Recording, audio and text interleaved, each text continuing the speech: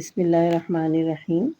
اس video میں آپ کو بتاؤں گی کہ میم جب تمام حروف تہجی سے جڑتا ہے، مختلف حروف تہجی سے جب ہم میم کا جوڑ بناتے ہیں تو کس شکل میں ہوتا ہے اور ہم لائنوں کا استعمال کس طریقے سے کریں گے۔ الف کے ساتھ جب ہم میم کو جوڑیں گے تو ہم یہاں نیچے سے ہی شروع کریں گے۔ جیسے میں نے آپ کو بتایا تھا کہ میم بنانے کے لیے ہم ایک ذرا سی آڑی لائن بنائیں گے اور میم کو اس کے آدھے حصے تک لے آئیں گے نا۔ پھر الف سے جوڑنے کے لیے ہم اس کو اس طریقے سے کریں گے۔ یہ ہو گیا ماں۔ بے سے جب ہم جوڑیں گے تو یہ لائن کے ذرا سے اوپر سے شروع ہوگا، ایسے آئے گا اور یہ بے اپنی اصلی شکل میں آ جائے گی۔ جیم سے جوڑنے کے لیے اس طرح سے کیا جائے گا کہ یہ ہم اوپر سے شروع کریں گے یہ، اور یہ اس طرح ابھار میں آئے گا۔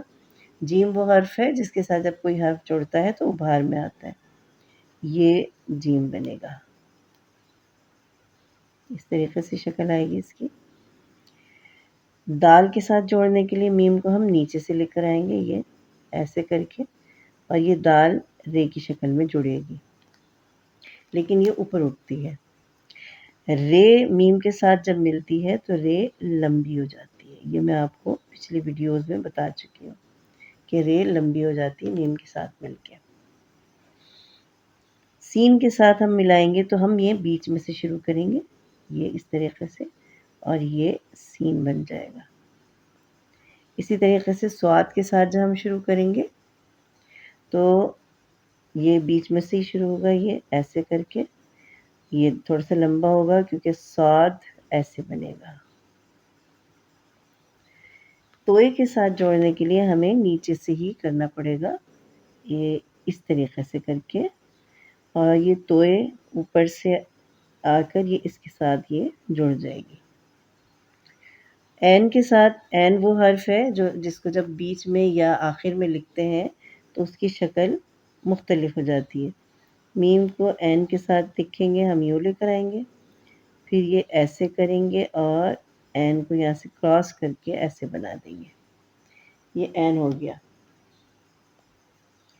فے کے ساتھ جوڑنے کے لیے ہم میم کو یہاں سے شروع کریں گے اور یہ فے اس کی گردن ختم ہو جاتی ہے آخر میں جب جوڑتا ہے تو۔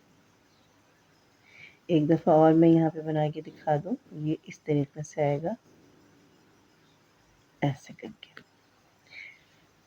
ہم قاف کے ساتھ جب ہم جوڑیں گے میم کو تو یہاں بیچ میں سے شروع کریں گے اور یہ قاف اس طریقے سے بنے گا۔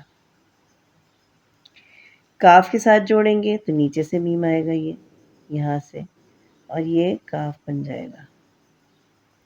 یہ تھوڑا سا یہاں سے یہ مسٹیک ہو گئی ہے، ہم اس کو یہاں سے دوبارہ میں آپ کو بنا کے بتاتی ہوں۔ یہ اس طریقے سے جڑے گا، یہ کاف کا کش آ گیا۔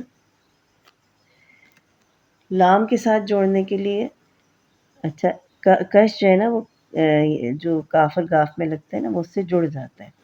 لام سے جوڑنے کے لیے ہم یہاں بیچ میں سے شروع کریں گے اور یہ لام آ جائے گا۔ اچھا، لام کو لام سے ہم جب جوڑتے ہیں نا تو وہ ایک لام یہاں سے آتا ہے اور پھر یہ دوسرا لام یہ ہو گیا۔